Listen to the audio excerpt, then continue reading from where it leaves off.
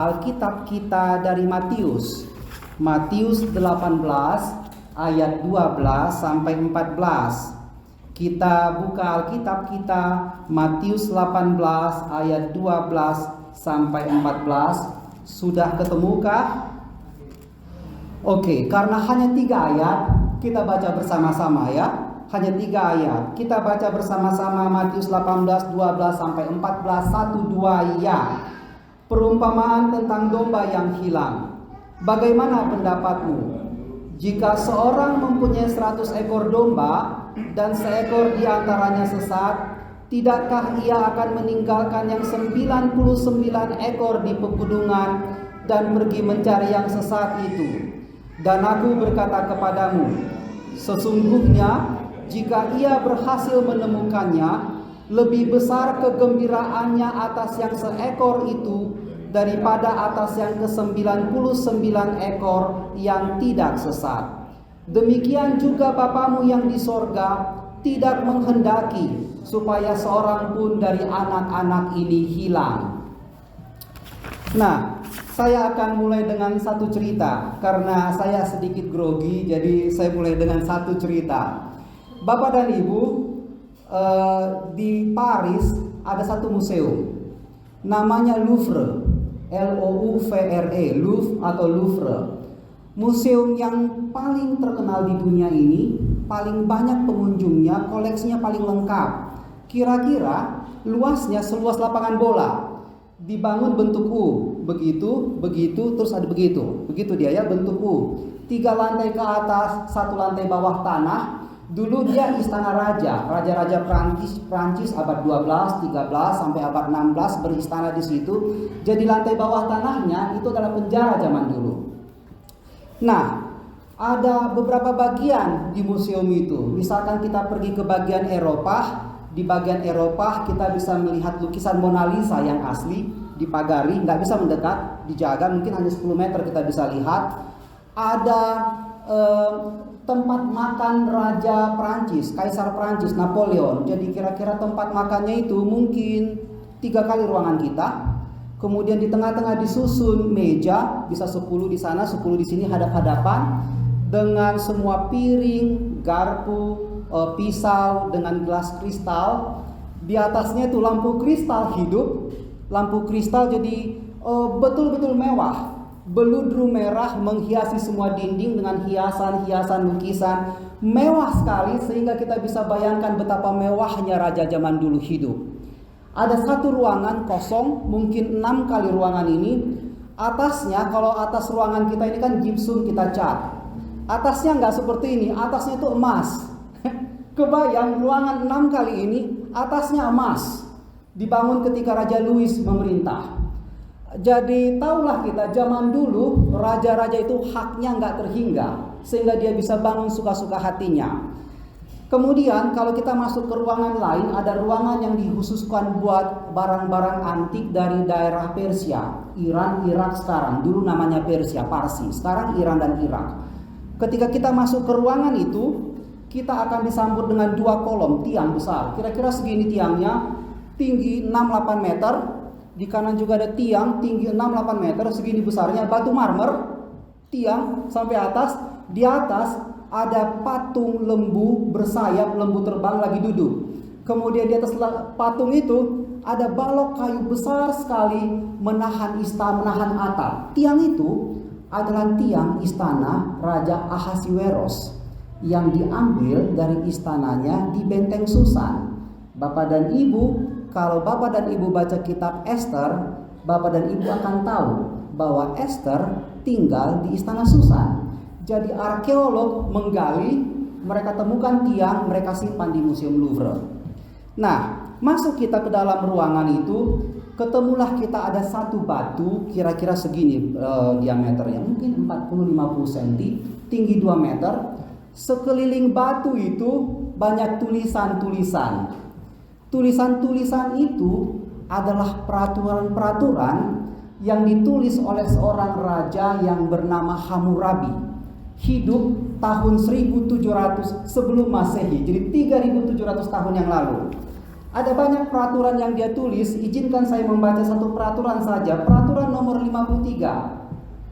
Barang siapa yang gagal memelihara saluran irigasinya karena dia malas atau ceroboh, sehingga saluran irigasi itu rusak dan membanjiri ladang tetangganya, maka dia wajib memberikan ganti rugi.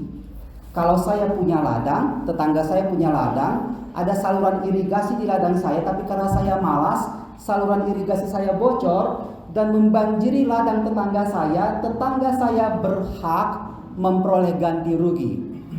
3.700 tahun yang lalu, hidup manusia diatur atas dasar siapa yang berhak. Dia berhak dapat ganti rugi. 3.700 tahun yang lalu. Sekarang juga sama. Kalau kita, saya nggak hafal rute angkot, tapi kira-kira Amang dan Ina, kalau kita naik angkot dari sini, kemudian angkotnya melewati Kebun Raya sampai ke terminal Baranang Siang, anggaplah biayanya 5.000 ongkos angkot. Anggap ya, kalau saya bayar 5.000, saya berhak naik sampai Baranang Siang. Itu hak saya. Kalau supir angkotnya kayak di Siantar, diturunkannya saya di tengah jalan, di Siantar gitu supir angkot, diturunkannya saya di tengah jalan, saya akan marah karena hak saya dirampas. Jadi 3.700 tahun yang lalu hidup manusia diatur oleh prinsip siapa yang berhak. Sekarang juga ternyata hidup kita diatur oleh prinsip siapa yang berhak. Jadi hidup manusia diatur oleh satu prinsip, siapa yang berhak. Ke pengadilan kita prinsipnya juga sama, siapa yang berhak. Nah, apakah prinsip yang sama berlaku bagi Allah? Itu yang kita mau renungkan sekarang. Kalau prinsip manusia adalah siapa yang berhak, apa yang menjadi prinsip Allah? Di bacaan kita kali ini, kita lihat ada satu orang gembala, kemudian di belakangnya ada 100 ekor domba. Gembala, dia jalan di depan, domba ngikut. Kemudian gembala tahu dalam benaknya, oh, di sana ada padang rumput yang luas, hijau. Kesanalah saya mau bawa domba-domba ini. Ada sungai, gitu ya. Jadi dia tuntun domba-dombanya ke sana. Ketika berjalan, di belakang ada satu ekor domba. Dia toleh ke kanan, dia lihat, wih, kayaknya hijau juga semak-semak itu, pikir si domba. Keluar dia dari kawanan, dimakannya semak-semak itu, sementara 99 jalan ke sana mengikuti gembala. Semak-semak itu habis, domba melihat ada juga di sana rumput hijau, dia pergi ke rumput hijau itu, si 99 jalan terus mengikuti gembala. Sampai akhirnya gembala tiba di padang rumput yang dia tuju. Dia gembalakan domba-dombanya, persilahkan makan, minum, dan dia duduk. Mulailah dia menghitung. 1, 2, 3, 50, 51, 52, 70, 71, 72, 95, 96, 97, 98, 99. Kok 99? Dombaku ada 100, pikir si gembala. Mungkin saya salah hitung. Dia hitung sekali lagi. 1, 2, 3, 10, 11, 12, 90, 95, 96, 97, 98, 99. Tetap 99. Mungkin saya salah hitung karena domba ini terlalu banyak, lari-lari kemana-mana. Kemudian dia hitung sekali lagi. 1, 2, 3, 95, 96, 97, 98, 99. Kurang 1 dombanya. Akhirnya apa yang dia lakukan? Diikatnya sepatunya, bukan kayak sepatu kita sekarang. Sepatu zaman itu sepatu yang bertali-tali. Dia ikat, dia kencangkan jubahnya. Bukan seperti sekarang kita pakai celana, pakai jubah zaman dulu. Dia kencangkan, dia ambil tongkatnya, dan dia pulang menyusuri jalan dari mana dia datang. Diperiksanya setiap semak, diperiksanya setiap lubang, diperiksanya setiap lembah, di mana domba itu berada. Sebenarnya domba itu sudah lari meninggalkan kawanan. Kata domba itu sebenarnya, gak butuh aku gembala, aku bisa cari makananku sendiri. Dilepaskan domba itu sebenarnya haknya atas perlindungan si gembala. Tapi si gembala gak memperhitungkan itu. Dia hanya memperhitungkan dia sayang sama domba itu. sekalipun domba itu suka kabur, dia sayang sama domba itu dan dia akan mencari. Domba itu nggak berhak lagi dapat perlindungan gembala karena dia kabur, tapi gembala nggak memandang hak. Kalau manusia tadi sejak 3.700 tahun yang lalu selalu berpikir ini adalah hakku, makanya kita sering berkelahi, hakku dan hakmu, berkelahi kita karena berebut hak. Gembala gak berpikir akan hak, dia hanya berpikir domba itu saya sayangi dan harus saya cari sampai dapat. Kalau saya punya handphone, kalau saya beli dengan uang, maka handphone ini menjadi hak saya. Tapi kalau saya nggak punya uang, saya nggak punya handphone. Sampai tiba-tiba, misalkan nih, tiba-tiba sama Munte dikasihnya handphone ini ke saya, martuani, gebe handphonemu. Saya punya handphone ini bukan karena saya berhak, tapi karena saya dapat karunia dari Abang Munte. Kasih karunia bukan hak, kasih karunia pemberian, dan itulah prinsip berpikir Allah. Kalau prinsip berpikir manusia siapa yang berhak, prinsip Allah siapa yang tidak berhak. Karena tidak berhak berarti kasih karunia. Itulah Bapak dan Ibu lagu kita tadi. Itulah epistol kita. Saya bacakan epistol kita Mazmur 51 ayat berapa? Ayat 3. Saya bacakan, kasihanilah aku ya Allah menurut kasih setiamu. Hapuskanlah pelanggaranku menurut rahmat-Mu yang besar. Daud gak bilang kasihanilah aku ya Allah karena aku ini punya hak untuk dikasihani. Bukan. Daud bilang kasihanilah aku ya Allah menurut kasih setiamu. Kasihanilah aku menurut rahmat-Mu yang besar. Sama persis seperti si domba. Domba dapat kasih dari gembala bukan karena dombanya setia di kawanan, dombanya kabur pergi, tapi karena gembala setia menggembalakan dombanya. Itulah prinsip berpikir Allah. Nah, kenapa Allah berpikir seperti itu? Kenapa Allah prinsipnya adalah prinsip kasih karunia, bukan prinsip hak? Kita buka, Bapak dan Ibu, saya mau ngajak buka 1 Yohanes 4 ayat 16. Ini satu ayat dan ini satu karakter Allah yang kita harus ingat senantiasa. 1 Yohanes 4 ayat 16. Ketemu? Kalau ketemu saya minta tolong satu orang untuk bacakan. 1 Yohanes 4 ayat 1 Yohanes 4 ayat 16. Kita telah mengenal dan telah percaya akan kasih Allah pada kita. Allah adalah kasih, dan barang siapa tetap berada di dalam kasih, ia tetap berada di dalam Allah, dan Allah di dalam dia. Kita lihat bagian terakhir ya, Bapak dan Ibu. Apa katanya? Allah adalah kasih. Allah bukan sifatnya yang kasih. Allah adalah kasih. Kira-kira seperti ini. Nama saya Martuani. Kalau ini si Martuani, sekarang sifatnya pemarah. Tapi 5 tahun yang lagi dia bisa menjadi penyabar karena istrinya penyabar, gitu ya. Tapi ada orang sifatnya sekarang dermawan, 5 tahun yang lagi sifatnya menjadi kikir. Sifat kita bisa makin baik, bisa makin buruk. Orangnya sama. Martuani tetap martuani yang sama, tapi sifatnya bisa makin baik, bisa makin buruk. Kenapa? Karena manusia dan sifatnya itu dua hal yang berbeda. Sifat bisa berubah. Tapi Alkitab bilang Allah adalah kasih. Ini Allah, ini kasih, dan itu satu. Enggak berbeda. Bukan sifat Allah kasih. Kasih Bapak dan Ibu adalah DNA Allah. Kita tahu DNA kan? DNA adalah bagian terkecil tubuh manusia yang membedakan kita dengan yang lain. Gak pernah bisa hilang. Itulah DNA kita. DNA Allah adalah kasih. Dan karena kasih DNA Allah, Allah selama-lamanya kasih. Gak pernah dia gak mengasihi. Kenapa? Karena Allah DNA-nya kasih. Allah kasih itu satu, nggak bisa lepas, nggak bisa dipisahkan. Kalau sifat bisa turun naik, makin baik makin buruk, makin baik makin buruk. Kalau jahat tetangganya, sifatnya langsung jahat membalas. Kalau baik tetangganya, sifatnya jadi baik. Orangnya sama, tapi Allah dan kasih itu satu. Itu sebabnya lagu sekolah minggu kita bilang apa? Tuhan Yesus tidak berubah, tidak berubah, tidak berubah. Tuhan Yesus tidak berubah, dulu, sekarang, dan selama-lamanya. Kenapa? Karena Dia Allah.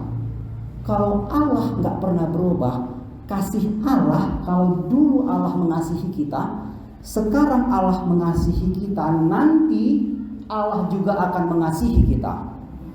Itulah kenapa pola pikir Allah bukan pola pikir hak. Pola pikir Allah adalah pola pikir kasih karunia. Nah, kembali kita kepada nats kita. Ada setidak-tidaknya dua hal menarik tentang prinsip kasih karunia Allah yang dijelaskan oleh nats kita. Pertama kita lihat ayat 12. Ayat 12 mengatakan, Matius 18 ayat 12, jika seorang mempunyai 100 ekor domba dan seekor diantaranya sesat, tidakkah ia akan meninggalkan yang 99 ekor di pegunungan dan pergi mencari yang sesat? Satu aspek pertama dari prinsip kasih karunia Allah adalah kasih Allah adalah kasih yang berinisiatif untuk mencari, bukan kasih yang dalam hati huhaholongi doibana tapi gak dikerjakannya apapun. Bukan itu kasih Allah. Kasih Allah bertindak, pergi, mencari. Di adat Batak kita tahu satu istilah manuruk-nuruk. Kalau ada seorang laki-laki melarikan boru dan kawin lari, setelah berapa lama mereka akan datang, keluarga laki-laki datang kepada keluarga perempuan meminta maaf.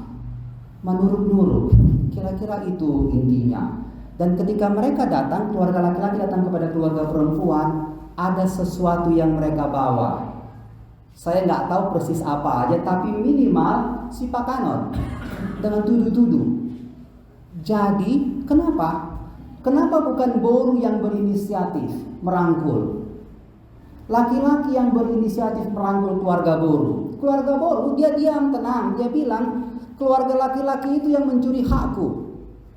Sehingga hakku adalah menunggu mereka minta maaf. Itu kan? Di adat Batak, prinsip hak yang sama berlaku. Seluruh hidup manusia diatur oleh prinsip yang sama, hak. Siapa yang berhak? Tapi Allah ternyata gak seperti itu. Si domba yang lari, si gembala yang susah turun lembah, ketemu semak-semak, dia goncang semak-semak, di mana semak-semak, di mana ada dombaku, naik gunung, ketemu panas, ditahankannya panas, hujan, ditahankannya dingin, hanya supaya dia menemukan sang domba, si domba yang hilang. Allah juga sama. Kitalah domba yang hilang itu, Amang dan Inang. Kita yang lari meninggalkan kawanan Allah. Kita lari, kita domba yang hilang. Apa yang Allah perbuat ketika kita jatuh dalam dosa? Gak diam-diam aja dia di sorga. Kasihan bangetlah manusia ini. Mampuslah mereka nanti semua mati dalam hukuman dosa. Kasihanlah manusia ini. Gak seperti itu Allah. Allah bertindak mencari. Apa tindakannya? Dia kirim anaknya. Tuhan Yesus masuk ke dunia ini bukan untuk tenang-tenang, untuk ditampar, untuk diludahi, dicambuk, dimaki-maki, direndahkan, padahal dia raja, direndahkan, dihina, hanya supaya dia bisa menyelamatkan kita dari dosa kita. Ada orang bertanya, kenapa Tuhan harus mati? Ada orang ateis bertanya, kenapa Tuhan Yesus harus mati? Gak masuk kepala saya, Tuhan Yesus harus mati. Itu karena dia gak mengenal prinsip kasih karunia. Kalau bukan karena kasih karunia Allah, kita sama seperti domba, hilang, sesat, ujung-ujungnya kemana? Ke neraka, ke maut. dibakar dalam api yang kekal. Roma 6 ayat 23, upah dosa ialah maut.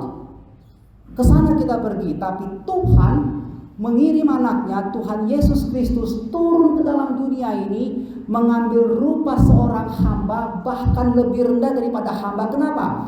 Karena dia diludahi, dihina. Kalau kita dihina, apalagi orang Batak, langsung naik harga diri kita.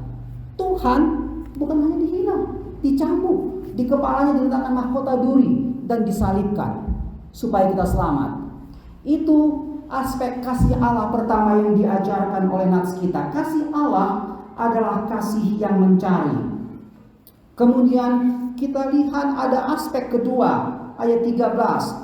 Dan aku berkata kepadamu, sesungguhnya jika ia berhasil menemukannya, lebih besar kegembiraannya atas yang seekor itu daripada atas yang ke-99 ekor yang tidak sesat. Gak ada kita melihat di ayat 13 semua pengajaran-pengajaran moral. Gak ada. Kalau ada orang berdosa pulang bertobat, yang ada hanya satu, sukacita. Kasih Allah adalah kasih yang bersukacita. Bapak dan Ibu mungkin ingat perumpamaan tentang anak yang hilang. Ada satu orang bapak, orang kaya ini, bapak ini udah tua umurnya tapi masih kuat. Orang kaya punya dua anak, sulung dan bungsu. Suatu ketika si bungsu datang kepada bapaknya, "Pak, berikanlah saya warisan yang menjadi hak saya." Kalau di orang Batak, kapan kita kasih warisan? Kalau kita udah meninggal. Kalau kita belum meninggal, nggak dibagi warisan. Tapi kalau kita udah meninggal, baru dibagi warisan. Jadi kalau ada anak kita bilang ke kita, "Pak, kasih saya warisan," sebenarnya dia sedang bilang, "Pak, mati aja lah engkau." Dan pola pikir yang sama juga di tradisi Yahudi. Jadi ketika si bungsu bilang ke si bapak, "Pak, beri saya warisan," si bapak hatinya sedih. Tapi dikasihnya, pergilah si bungsu. Si bungsu pergi ke negeri yang jauh. Apa yang dia lakukan, Bapak dan Ibu? Siang dia mabok, sore dia main judi, malam dia hidup tidur dengan pelacur. Itu aja kerjanya. Besok pagi dia mabok, sore dia main judi, malam tidur dengan pelacur. Gantian kemana-mana, hidup mengembara dalam dosa. Itu kerjanya. Sampai kapan? Sampai suatu saat uangnya habis. Habis uangnya, teman-temannya pergi semua meninggalkan dia. Gak ada lagi uangnya, ngapain lagi dikawani, pikir teman-temannya. Laparlah dia, lapar, tapi gak ada uangnya untuk makan. Dilihatnya lah pinahan lobu, B2, lagi makan. Karena lapar dia, dihampirinya lah pinahan lobu itu. Jadi di situ pinahan lobu makan, di sebelahnya dia makan. Itu kata Alkitab. Saya gak mengarang-arang Bapak dan Ibu. Dimakannya, karena saya tinggal di panti asuhan, saya tahu persis seperti apa B2. B2 makan gitu ya, di sebelahnya. Itu yang terjadi. Nah, ketika dia makan itu, dipikirnya lah, sengsara kali lah hidupku ini, pikirnya. Di rumah bapakku ada banyak makanan, tapi kalau aku pulang masih diterima bapak, enggak aku pulang, pikirnya. Yang dia tidak tahu, Bapak dan Ibu, saudara-saudara, yang dia tidak tahu, si bapak semenjak si anak bungsu ini pergi, hatinya rindu bukan main. Jadi sore-sore si bapak ini habis mandi, dia pergilah ke ujung ladangnya atau keluar rumah, dia lihatlah jalan kejauhan di iklim Palestina, tropis, berdebu gitu ya, bukan seperti sekarang jalan tol, jalan tanah tapi berdebu. Dia lihat kejauhan, jangan-jangan anak bungsuku pulang. Ditunggu-tunggunya, nggak pulang, masuklah dia ke rumah, sedih hatinya. Besoknya begitu lagi, sore-sore ditunggunya, dilihatnya lah ke ujung jalan seni, jangan-jangan anak bungsuku pulang, nggak pulang-pulang, masuk lagi, hatinya rindu bukan main, rindu. Suatu kali sore-sore dia udah mandi, dia pakai baju bagus, orang kaya nih si bapak, dia keluar, kemudian dia lihat lagi lah ke ujung jalan, berdebu. Kemudian dia lihat, oh iya, ada orang jalan di situ. Dia pikir, mungkin peladang, orang pulang dari ladang karena udah sore. Nggak mungkin anak bungsuku pulang aku ke rumah, pikirnya. Mau baliklah dia, balik badan. tapi hatinya bilang, jangan dulu, coba dulu lihat siapa itu. Nggak jadi dia pulang, dilihatnya lagi gitu ya. Makin dekatlah orang itu, terus dipikir, dilihatnya gaya jalannya mirip gaya jalan si bungsu. Ya kan, gaya jalan tuh kelihatan gitu ya. Gaya jalannya mirip gaya jalan si bungsu pikirnya. Tapi nggak mungkin si bungsu pulang. Dangi katanya dalam hati. Balik badan dia, tapi hatinya kayaknya nggak puas. Dilihatnya lagi, makin dekatlah orang itu. Dilihatnya mukanya memang mirip muka si bungsu. Tapi kenapa dia jadi kurus? Kenapa jadi hitam? Dulu si bungsu ini badannya bagus, gemuk, terawat. Ini compang-camping badannya kayak gelandangan. Mungkin kayak orang gila. Kenapa? Gak mungkin gitu si bungsu. Diingatnya si bungsu dulu waktu di rumah. Makin lama, makin dekatlah orang itu. Si bapak dilihatnya, terus dilihatnya. Sampai akhirnya dia sadar, dia tahu persis itu si bungsu yang udah pulang dalam keadaan yang compang-camping, kurus, kayak gembel, gelandangan, karena memang duitnya udah habis. Begitu si bapak sadar itu si bungsu, apa yang dia lakukan? Dia lari, disambutnya si bungsu, dipeluknya. Nggak ditunggunya di pintu rumah, lari dia, dipeluknya si bungsu. Bapak dan ibu, di kebudayaan Yahudi, orang tua sore-sore duduk di pintu gerbang. Apalagi orang tua yang terpandang. Kemudian ketika dia duduk di pintu gerbang, semua orang muda datang dan mendengarkan si orang tua ini ngasih nasihat. Itu di kebudayaan bicara orang Yahudi dulu, nggak ada tulisan, verbal. Jadi si orang tua ngasih nasihat kepada penduduk, kepada orang-orang muda. Dan kalau dia datang ke pintu gerbang, dia jalan dengan tenang, penuh wibawa. Orang tua Yahudi itu penuh wibawa, persis seperti orang tua Batak. Tenang, maju dia ke pintu gerbang, jalan pelan-pelan. Si bapak ketika dia lihat anak bungsunya datang, dia tinggalkan semua kewibawaan itu. Dia lari, jubahnya seperti ini, diangkatnya supaya dia bisa lari. Lari dia, dipeluknya anak bungsunya. Itu saking dia rindu. Kemudian dia bilang ke anak bungsunya, "Nak, ayo kita pulang ke rumah. Kita siapkan pesta. Kita potong lembu, kita putung domba, kita berpesta, kita bersuka cita karena engkau sudah pulang ke rumah." Kasih Allah itu membuka pintu bagi pertobatan. Itu kata ayat 14. Kenapa Allah mempergunakan prinsip kasih karunia? Itu di ayat 14. Demikian juga Bapamu yang di sorga tidak menghendaki supaya seorang pun dari anak-anak ini hilang. Allah mempergunakan prinsip kasih karunia supaya manusia punya kesempatan untuk bertobat. Kalau si bapak mempergunakan prinsip hak, dia akan bilang, anak bungsu, hakmu udah kau ambil, kamu gak punya hak lagi untuk pulang ke rumah, disitulah engkau. Tapi si bapak yang adalah perumpamaan dari Allah mempergunakan prinsip kasih karunia, sehingga sekalipun si anak bungsu udah gak punya hak, dia bisa pulang ke rumah karena prinsip kasih karunia. Pertobatan Amang dan Inang adalah pulang ke rumah. Pulang ke rumah ke dalam kasih karunia Allah. Jadi kalau Allah menunjukkan wajah kasih kepada kita, kita juga punya tugas menunjukkan wajah kasih kepada orang lain. Kenapa? Supaya orang lain punya kesempatan untuk bertobat. Tapi apa yang sering kita berikan? Menurut saya lebih sering kita memberikan wajah penghakiman, wajah penghukuman daripada wajah yang memaafkan. Kalau ada satu orang berdosa dan bertobat, maafkan saya mengambil perumpamaan contoh ibu-ibu, bapak-bapak juga gini kok Inang. Kalau ada Inang A berbuat salah, bertobat, Inang B akan ngomong ke Inang C. Eda, ibu toholo, si Inang A songonon. Ala Inang pabuat tuh halak dah, katanya kan. Kemudian si Inang C akan bilang ke Inang B, Eda, ibu toholo, si Inang A songonon. Ala Inang pabuat tuh halak dah, gitulah terus pesan berantai. Ini contohnya aja ibu-ibu, bapak-bapak pun begini kok Inang, jadi jangan salah tafsir. Tapi maksud saya adalah kita menyebarkan kesalahan orang sehingga apa? Si ibu A ketika dia tahu seluruh isi jemaat atau isi arisan menggunjingkan dia bilang, keluarlah aku dari jemaat itu. Gak damai hatiku di situ. Kenapa? Karena aku bukannya dimaafkan, tapi dihakimi. Kasih karunia bertentangan dengan penghakiman. Kalau kita menghakimi, ingatlah Bapak dan Ibu, prinsip Allah adalah prinsip kasih karunia.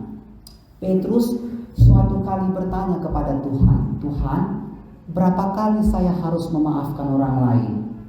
Dalam kebudayaan Yahudi dulu 3 kali cukup. Jadi Petrus bilang, agak bangga dia, Tuhan 7 kali cukup enggak? Oh, ini 2 kali kebiasaan, udah lebih hebat dia daripada rata-rata orang Yahudi. 7 kali cukup enggak Tuhan, kata Petrus. Tuhan bilang apa? Oh, enggak cukup Petrus 7 kali. 70 kali 7 kali, 490 kali. Bukan soal matematika terus kamu hitung 1, 2, 3 kali, bukan itu. Tapi selama ada kesempatan, Allah bilang, tunjukkan wajah kasih kepada orang lain supaya orang itu bisa dapat kesempatan untuk bertobat. Hidup kita, Amang dan Inang, hidup kita adalah hidup yang harus membawa pertobatan kepada orang lain. Bukan hanya hidup hari demi hari, makan, minum, siang, malam, bekerja, gak tahu kita mau ngapain. Tujuan tertinggi dalam hidup kita, Amang dan Inang, adalah kalau hidup kita dilihat orang, kemudian ketika dia melihat hidup kita, dia bertobat, dia pulang ke rumah. Karena hanya itu yang bernilai kekal. Molo arta salpu doi. Itu kata buku Ende. Apa yang gak salpu? Hidup kekal di sorga. Ada 2 pertanyaan untuk kita masing-masing. Saya akan tutup dengan ini. 2 pertanyaan untuk kita renungkan dalam hati kita. Apakah pertanyaan pertama, apakah kita sudah pulang ke rumah? Ataukah kita masih mengembara dalam dosa seperti si anak bungsu? Di mana kita? Apakah kita sudah pulang ke rumah atau masih mengembara dalam dosa? Kalau kita masih mengembara dalam dosa, pulanglah. Ingatlah kata Tuhan, pulanglah. Satu-satunya tujuan Tuhan Yesus mati di salib supaya kita pulang ke rumah. Bagaimana cara kita pulang ke rumah?